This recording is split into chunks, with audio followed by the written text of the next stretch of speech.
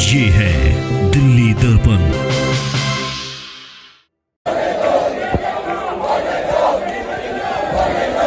नमस्कार, मैं हूं बॉबी मिश्रा और आप देख रहे हैं दिल्ली दर्पण टीवी। आज भी दिल्ली के मेयर का चुनाव नहीं हो सका। इससे पहले प्रोटेम स्पीकर सत्या शर्मा ने ऐलान करते हुए कहा कि MCD, mayor, deputy mayor, standing committee सदस्यों के चुनाव में मनोनीत पार्षद भी वोट करेंगे, जिस पर आपने आपत्ति जताई थी। नगर निगम के मेयर, डिप्टी मेयर और स्टैंडिंग कमेटी के 6 सदस्यों का चुनाव आज भी नहीं हो सका।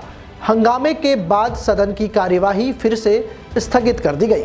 आज एमसीडी की बैठक शुरू होने पर प्रोटेम स्पीकर सत्या शर्मा ने ऐलान किया था कि MCD, mayor, deputy mayor, standing committee सदस्यों के चुनाव में मनोनीत पार्षद भी वोट करेंगे, जिस पर आम आदमी पार्टी ने आपत्ति जाहिर की।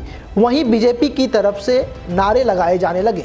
इससे पहले आपने आरोप लगाया था कि बीजेपी आज भी मेयर का चुनाव नहीं होने देगी। वहीं आप पार्षदों ने एमसीडी की पीठासीन अधिकारी को चिट्ठी लिखकर मांग की थी कि मनोनीत पार्षदों को मेयर चुनाव से बाहर रखा जाए।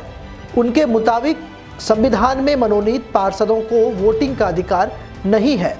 इस चिट्ठी में आपके 134 पार्षदों और एक निर्दलीय पार्षद समेत कुल 165 पार्षदों के दस्तखत हैं। मेयर चुनाव पर आप और बीजेपी में खींचतान का दौर जारी है। तो आज हम आपको वो बयान सुनाएंगे जिससे ये साफ जाहिर होता है कि बीजेपी और आम आदमी पार्टी के बीच लगातार किस तरीके से खींचतान का जो दौर है वो अब जारी है। और तीसरी बार जब मेयर का चुनाव फिर से स्थगित हो गया है, तो ऐसे में अब देखना बड़ा ही दिलचस्प होगा कि अब दिल्ली की जनता को उनका मेयर कब तक मिल जाता है।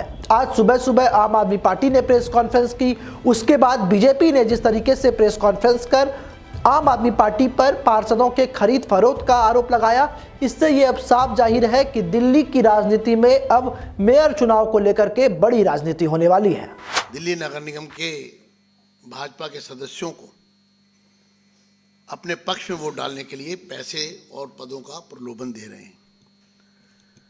ये जितने उदाहरण हमारे साथियों के आपके समक्ष हैं, ये सभी प्रत्यक्ष सीधे तौर पर किसी ने उनके पार्टी के वरिष्ठ नेता दुर्गेश पाठक ने स्वयं संपर्क किया, उनके विधायकों ने संपर्क किया, उनके चुनाव लड़े हुए पार्षदों ने संपर्क किया, उनके पार्टी के पदाधिकारियों ने संपर्क किया और करोड़ों रुपए के ऑफर दिए। जैसा हम सब जानते हैं, जैसा इस देश के इतिहास में हम पिछले 10 साल से ज्यादा से देख रहे हैं कि भारतीय जनता पार्टी जब कोई चुनाव हार जाती है तो उसके बाद बैकडोर से, चोर दरवाजे से सरकार बनाने की कोशिश करती रहती है।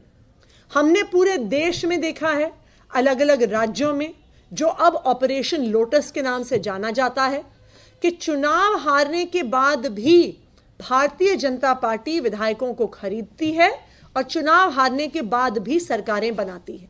हमने गोवा में देखा है, कर्नाटका में देखा है, मणिपुर में देखा है, उत्तराखंड में देखा है कि भारतीय जनता पार्टी बैकडोर से सरकार बनाती है। यही कोशिश भारतीय जनता पार्टी दिल्ली में भी पिछले 2 महीने से कर रही है। पहले उन्होंने इल्लीगल तरीके से नॉमिनेटेड मेंबर्स को उनके नाम दिए, दिल्ली की चुनी हुई सरकार से पूछे बिना, जो बिल्कुल गैर कानूनी है। उन्होंने गैर कानूनी, गैर संवैधानिक तरीके से पीठासीन अधिकारी बनाया और अब उस पीठासीन अधिकारी के माध्यम से चुनाव को रोकने की, चुनाव को टालने की कोशिश कर रहे हैं।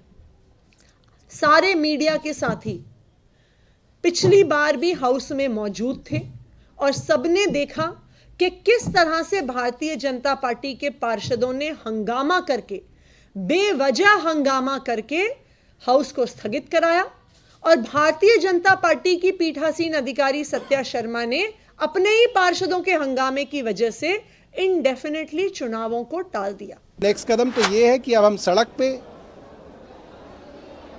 हाउस में और कोर्ट में इस लड़ाई को लेके जाएंगे और कोशिश करेंगे कि दिल्ली की जनता को न्याय दिलवाएं। लेटेस्ट खबरों के लिए सब्सक्राइब करें हमारा YouTube चैनल या फिर लॉग ऑन करें www.delhidarpantv.com। खबरों की कवरेज और विज्ञापनों के लिए संपर्क करें इस नंबर पर।